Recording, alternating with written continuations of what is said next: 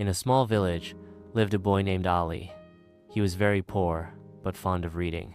He did not have money to buy books, but he went to school every day, listened attentively to the teacher, and memorized whatever. When it happened, he would go home and repeat it. His friends often made fun of him, saying, "You have no clothes, no shoes, no books. How will you succeed?" But Ali always smiled and said, "The fruit of patience is sweet."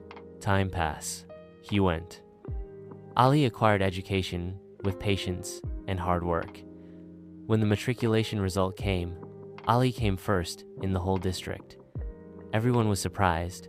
The same people who used to make fun of Ali were now praising him. Ali got a scholarship.